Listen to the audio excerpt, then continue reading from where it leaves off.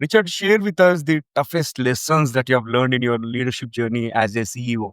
So, honestly, one of the toughest lessons was learning that clarity beats speed. Early on, I thought leadership meant doing everything fast and staying busy. But in reality, my job is to create focus, not chaos. Richard, why is hiring becoming more about protecting time and sanity rather than just filling roles? Well, I think because most founders, they aren't short on ambition. What they're really short on is so with remote hires, we look at things like, do they ask when they're unclear? I mean, do they ask questions when they're unclear on something, or do they go Mhm. silent? Can they self manage, or do they need constant direction? Mm. Now let's talk about the red flags. Like what red flags should Mm. companies look for during the interview process, especially when you are hiring remotely? Because if you are hiring in person, you will get to know through their body language, through their dressing and everything. But when it comes to remote hiring, I think it might be a little more challenging. So what's your take on that? And what is one underrated quality in a great hire?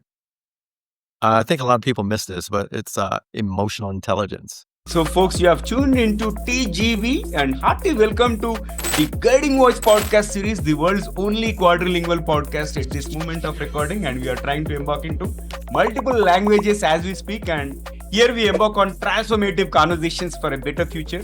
And we want to simplify and amplify your journey to success. I'm your host, Navin Samala, dedicated to making the world a better place by bringing you wisdom through valuable discussions with experts designed to simplify and amplify your success. And thank you so much for tuning in.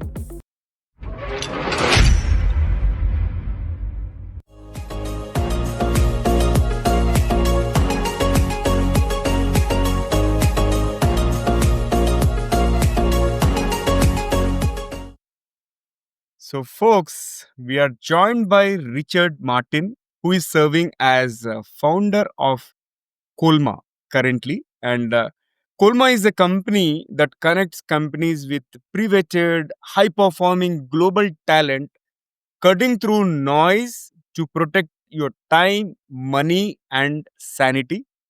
And in fact, they are on a mission to eliminate bad hires and help small teams move fast, smart, and most importantly, stress-free. So, Richard, first things first. Why should somebody tune into our conversation today and spend their valuable time with us? Well, you know what, Coma, we connect companies and founders and entrepreneurs with pre-vetted, high-performing global talent. The reason why is just founders they're busy running their companies. So what we do is we help them cut through the noise to protect their time, their money, and their sanity, because they're on a mission to eliminate bad hires and help their teams move fast, smart, and stress free. Amazing. So, folks, today's topic is the hidden costs of bad hires and how to avoid them. This is the conversation we are going to have with Richard. But before we get started, here is an exciting twist as always. So, Richard, get ready for a rapid fire round of random words. I'll mention a few and I would love to hear the first thing that comes to your mind in response without thinking much. If you're ready, let's get started. I am ready. Hello, I'm Steve Ahern, one of the judges of the Asia Podcast Awards. I'm interrupting this episode to let you know that you're listening to an award-winning podcast. This podcast won its category in the 2024 Podcast Awards, so you know you're listening to quality. Enjoy your listening experience, and congratulations to the team who created this award-winning podcast for you. All right, I love the energy. And here comes my first word, curiosity. Uh, the beginning of something beautiful worth building. Invention. Invention. Let's see. Figuring out what you need after you realize nothing exists for it yet. Wow, wow. Okay, here comes my next word, future. Future. Here's a good one. Faster than you think, but less patient than you hope. And then universe. It's big, it's mysterious, and probably laughing at our to-do list. I love it. Laughing at our to-do list. Yeah. Okay. My next word is leadership. Um, it's really less about having the right answers and more about asking the right questions. Wow. Asking the right questions. Awesome. Success. Waking up excited, but going to bed proud and not having the meetings in between. Spot on, Richard. I love your energy and the responses. And the next one, probably this might be your favorite word, talent. Oh, yeah, that's a good one. Deal with a lot of them. They're great, but useless if they ghost you on Monday morning. That's the biggest problem that somebody can have. Exactly. All right. Next is career. My favorite word. Career. Yeah, that one's a good. There's a lot of things I could talk about, but let's call it a choose your own adventure book where most people forget they're holding the pen. So you write your own story. Hmm. Hmm. And then life. This is the marketer in me coming out. So I would consider life, it's a limited time offer. Read the fine print and skip the drama. All right. Next is aliens.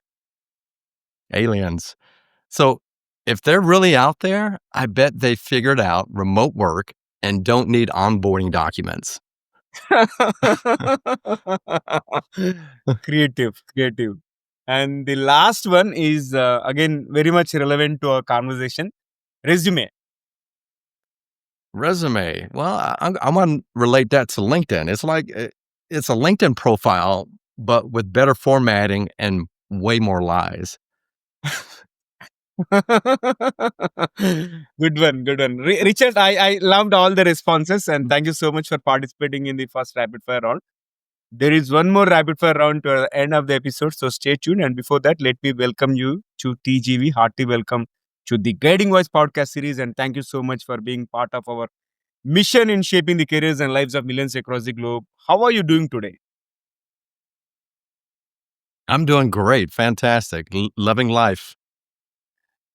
Loving life.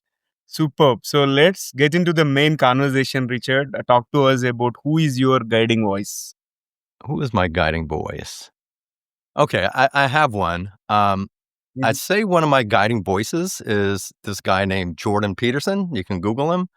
Now, mhm, I know he's a guy that's definitely controversial. People either they love him or they can't stand him, and that's mhm, exactly why I listen to him. What I respect is his obsession with personal responsibility, discipline, and simply telling the truth, even when it's mhm, really uncomfortable. One quote that hit me the first time I heard it, it was this: "You're not everything you could be, and you know it." So it's pretty blunt, maybe even a little harsh, but it's real. That line has stuck with me for years. mm, Yeah, although let me think. I don't agree with everything he says, but I think that's the point. He forces you to think. He's not trying to make you feel good. He's trying to make you a better version of yourself.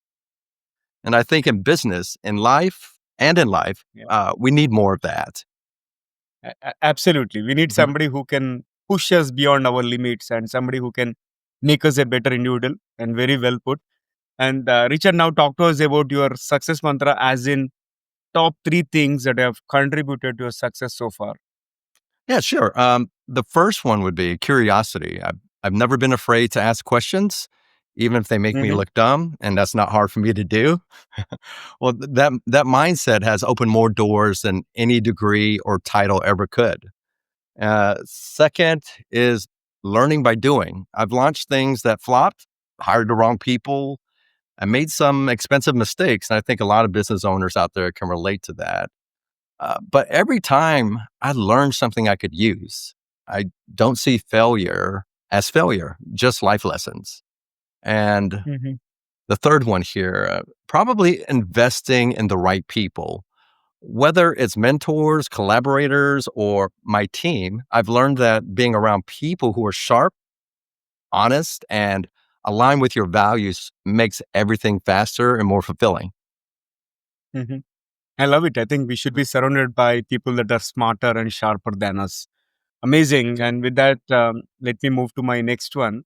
Richard, share with us the toughest lessons that you have learned in your leadership journey as a CEO. So, honestly, one of the toughest lessons was learning that clarity beats speed. Early on, I thought leadership meant doing everything fast and staying busy. But in reality, my job is to create focus, not chaos. So, when I slow down and communicate clearly, the whole team can move more efficiently, but with a lot more clarity. Another big Mhm. one is letting go. I mean, I'm used to wearing all the hats, so trusting others to take ownership was uncomfortable at first. But the truth is, if you don't let go, you're not leading, you're just preventing progress. And finally, I've learned that people don't follow perfection, they follow consistency. Okay. I don't have all the answers, or I don't need Mhm. to have all the answers, but I do need to Mhm. show up the same way every day, especially when things Mhm. get hard. Yeah. So one thing that stuck to me is about letting go of things, right? In terms of delegating certain things, not to own everything. I think that is crucial as you grow, as the team grows around, and also thank you for sharing that. And now let's delve into today's topic. Okay, let's start hitting the ball. My first question is like, what hiring mistakes do most fast growing companies make, and how does Kulma, your company, help avoid them? Mhm. Well, the biggest mistake I see is hiring really fast and just hoping it works out. Founders in growth mode, they're overloaded and they just need help. So they rush to hire, they skip the vetting process, and 6 weeks later, they're wondering why things feel even more chaotic. The other Hmm. mistake is hiring based on skill alone. A candidate might check every box on paper, but totally misfire in how they communicate, how they accept feedback, or how they mesh with your team. So, what we do here at Coma, we slow things down just enough to get things right. So, we screen for culture fit, clarity, and capacity, not just credentials. So, we ask questions most recruiters won't touch, like how do you handle feedback when you don't agree with it? Or something like, what kind of manager brings out your best work? So Hmm. that's what we're solving. We're not just filling a seat, we're protecting your time that results in real business growth. Yeah. No, this is amazing actually. Mhm. Wading through the process, especially talk about the cultural aspects, right? That will really help somebody be proactive, because I have personally experienced something in a reverse way. Like when I was an employee of an organization, I had a different vision about the company, but after joining the company, I felt I was not at the right place. And that is the only company where I spent very brief amount of time. Like I worked there only for 14 months. Rest of the organizations I worked for beyond 26 months. And so, yeah, but I think you guys are hitting the right nail. And with that, let's go to the next one.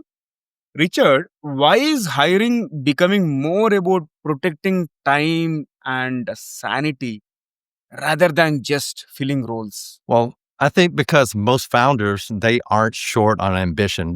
What they're really short on is capacity. So the to Hmm. do list gets longer and longer. The pressure is constant. And one bad hire can set you back months, not just in, compensation, but in energy, momentum, and morale, team morale. So at Hmm. this stage, hiring isn't just about checking boxes or filling a role. Right. Okay. And if we move to the next question, right? What are the current global hiring trends that most business owners are still unaware of? Yeah. So one big shift is that global talent isn't just affordable anymore. It's really elite. There are really talented people out there. So, there's people in the Philippines, Eastern Europe, Latin America who have worked for global brands. They speak English fluently and they run circles around local hires, not because they're cheaper, but because they're very talented and they're really often overlooked. Another trend is that most remote professionals are thinking long term, not just short term. The best ones, they aren't bouncing around between gigs. They're looking for something stable, with a stable company that they can grow with. They want to feel like they're Mhm, part of something real. The third piece most people miss, global hiring is becoming plug and play. So 5 years ago, compliance, contracts, and payroll across borders was a nightmare. Now there are trusted partners who can handle all of that for you. Bottom line, the talent pool has really exploded. The infrastructure has caught up, and the companies who figure this out early are going to win big. mhm. Great. I think when it comes to gig workers and all, they are looking at the stability. That is my understanding. I think this is an interesting shift that is happening. And if we move to the next one, how does Kolma differentiate itself from typical staffing or recruitment platforms? What is your USP? Well, I look at it like this. Most staffing platforms, they're built for speed and skill, not Hmm. quality or fit. So they'll flood your inbox with resumes, check some boxes, and maybe call that a win. That might work for a warehouse, shift or call center, but it doesn't work when you're building a small, high trust team. So Colma is different because we operate more like a partner than a platform. We start by understanding how you work, your leadership and communication style, your pain points, and then we match you with talent that fits not just the role, but your entire company culture. So we Hmm. screen for self management. Are they able to, uh, work efficiently and block their time in a way that's effective? Are they a fit in your company culture and ability to think critically, not just experience alone? We're also involved after the placement, onboarding, check ins, retention strategy, because hiring isn't just a handoff, it's a long term relationship. And honestly, we're not here to be the biggest staffing, but the best firm. We're here to be the one our clients never want to leave. Hmm. So you guys are focusing on the long term, and one other important aspect is doing the hand holding even after the hiring is over and trying to seek some feedback. That is how you are differentiating yourself. I think that is great. And Exactly. Richard, I have seen you talking a lot about the culture fit, right? So again, when we were to evaluate cultural compatibility with the remote hires, right? How do you do that? Well, culture fit, it's not really about whether someone likes the same music or they drink the same coffee as you do. It's about how they work, how they communicate, and how they handle stress when no one's around looking over their shoulder. So with remote hires, we look at things like, do they ask when they're unclear? I mean, do they ask questions when they're unclear on something, or do they go Hmm. silent? Can they self manage, or do they need constant direction? Another thing would be, how do they respond to feedback, especially when it's about their performance, good or bad? So we also ask our clients that what kind of team energy they thrive in. Is it structured or flexible, formal or casual, fast paced, or something more methodical? One of the biggest mistakes, though, in remote hiring is just assuming great skills equal a great fit.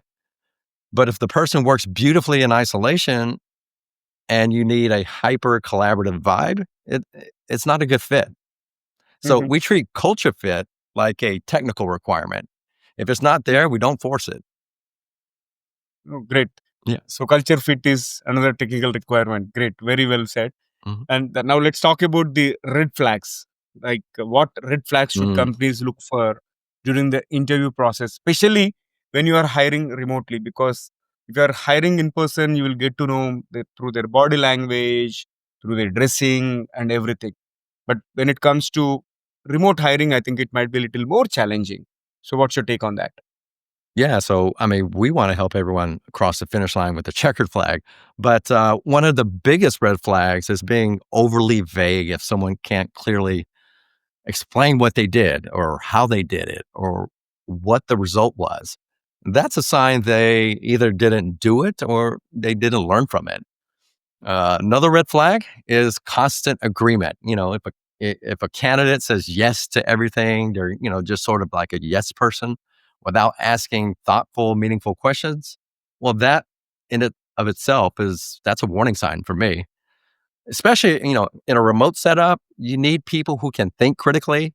They need to be able to manage expectations and flag issues early, not just smile and nod and agree.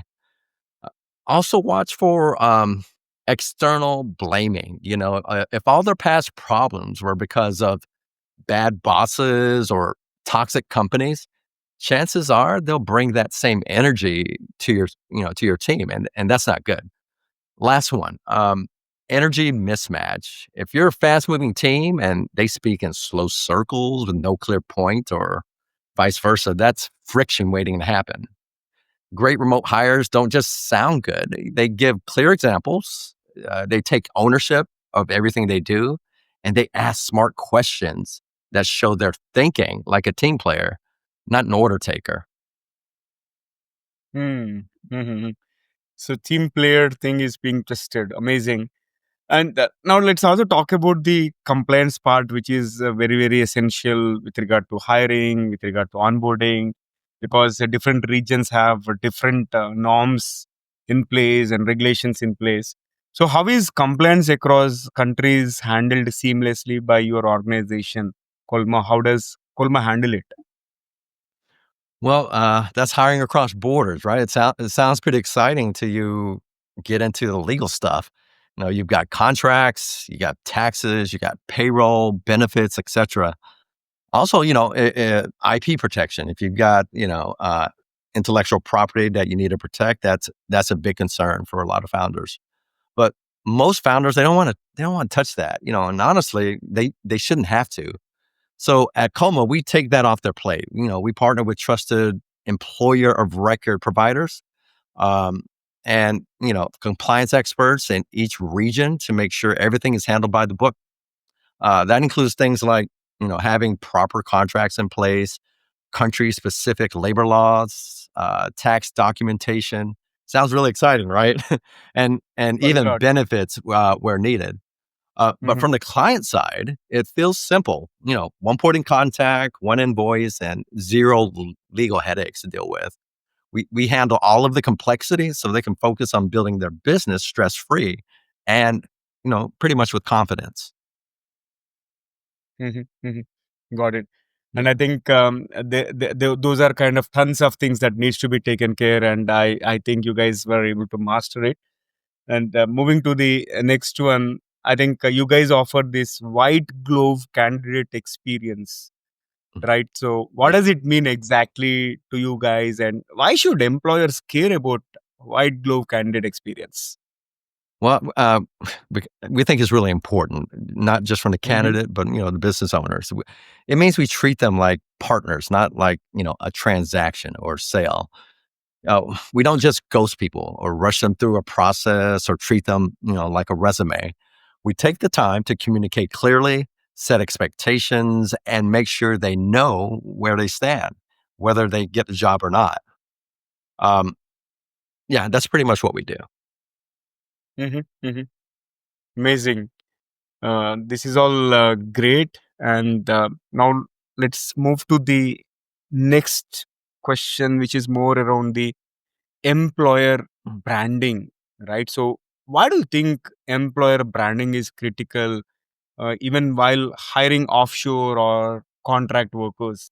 So because people everywhere, they want to work for companies that care, not just companies that just give them a paycheck. Your Hmm. employer brand isn't just your website or your job posting. It's how you show up, during interviews, how you communicate with candidates, how you handle rejections, and how Hmm. you treat people when there's nothing in it for you.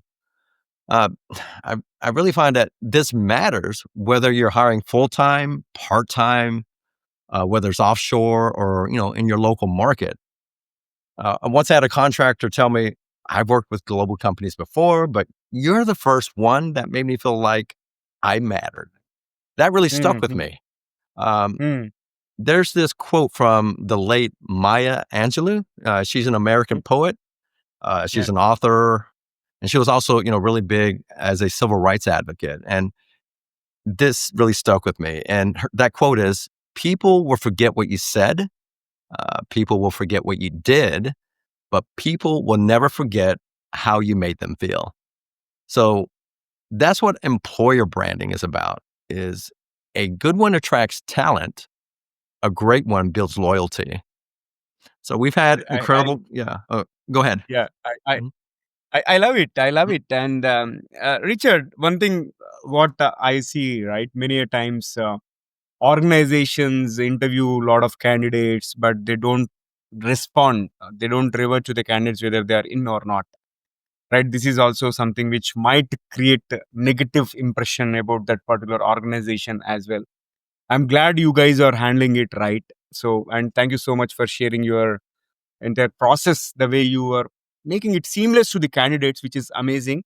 And Richard, this has been fabulous conversation with rich insights on hiring and also how to avoid some pitfalls in this entire process, so on and so forth. But it's time for us to add some more spice and some more excitement to the episode, which means we have to get into the second rapid fire round. If Okay. you're ready, let's Yeah. get started.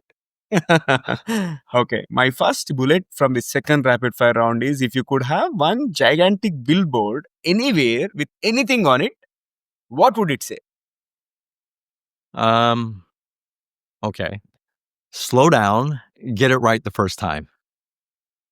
Superb. And can you describe yourself in just one word? Relentless. And what is the craziest or most unexpected interview question a client has asked a candidate?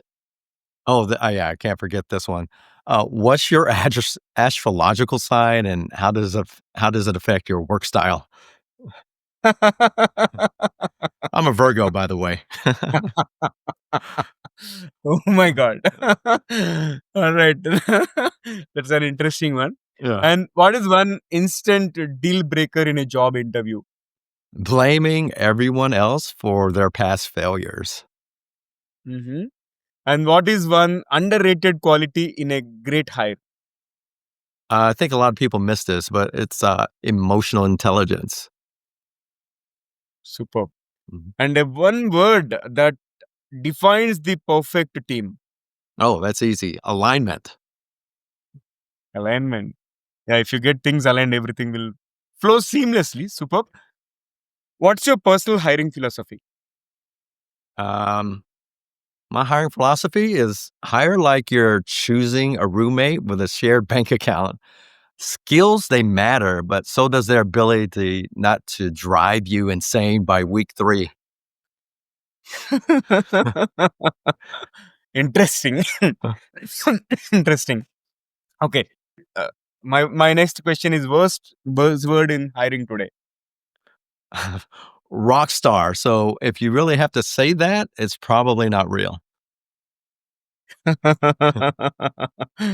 Yeah, okay, love it. And the next one is, what's Kulma's secret sauce in one line?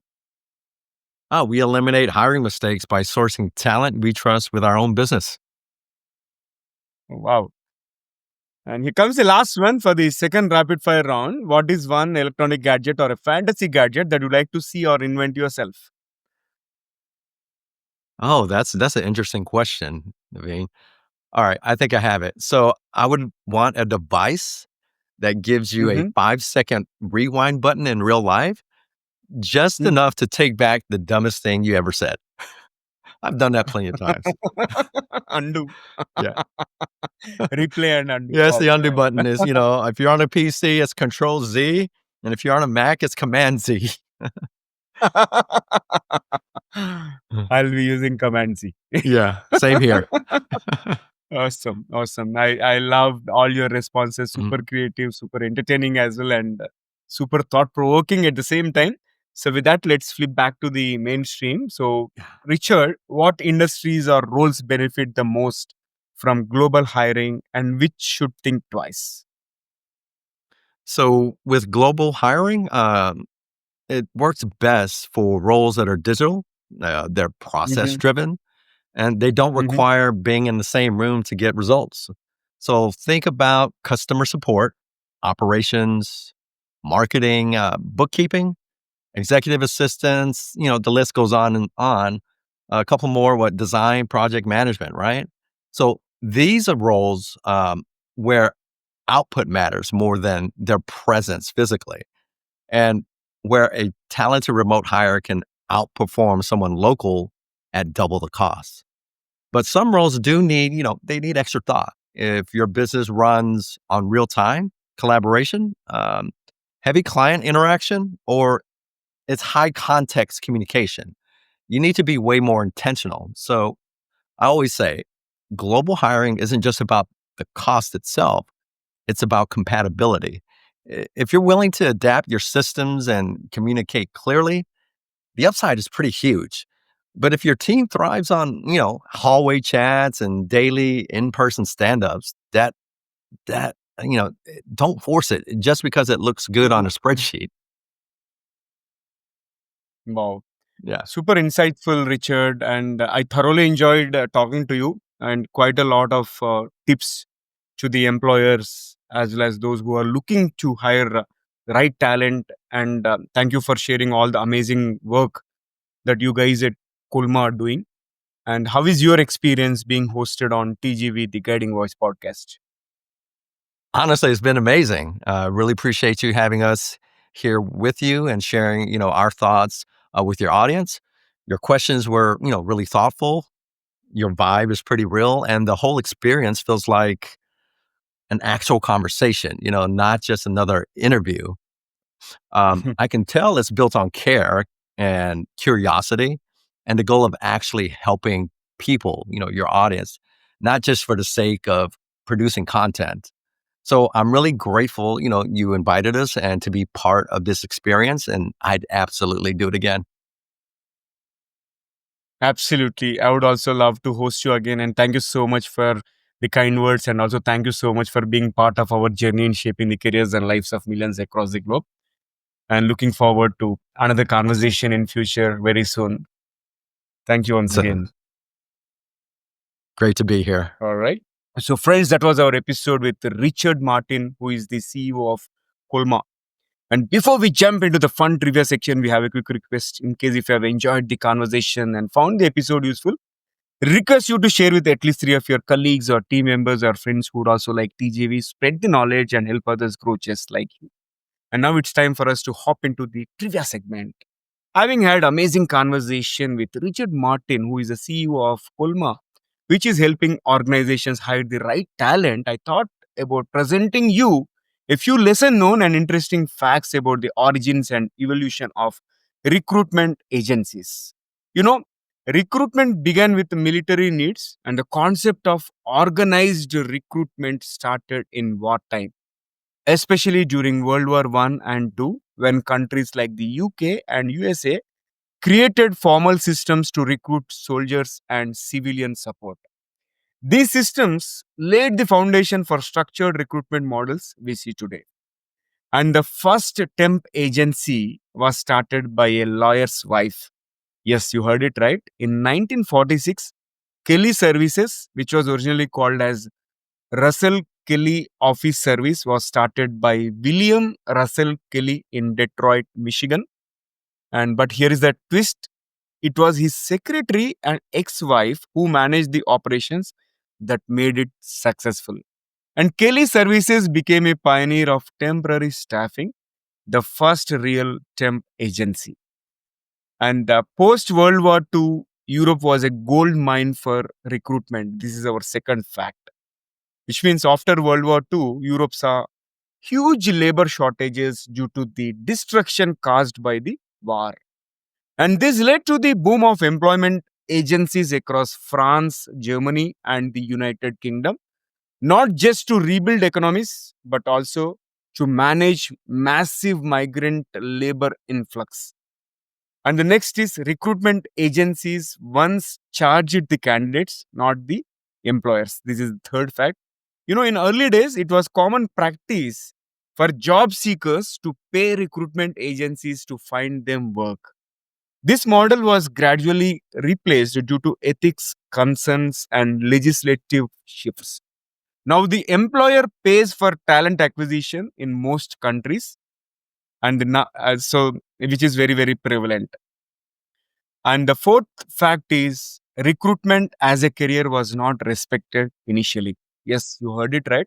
In many parts of the world, being a recruiter was not seen as a professional job for decades. It was often done by ex HR folks or salespeople.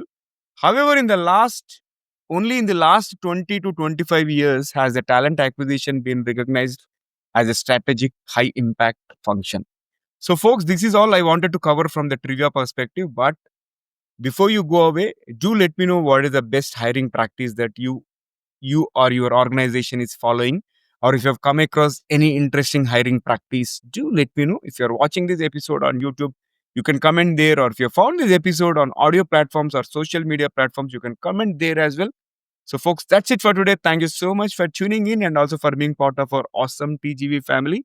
Until next time, take care, stay inspired, and remember, the best is yet to come. Goodbye for now. See you all in the next episode with another amazing guest. Take care. Love you all. Bye bye.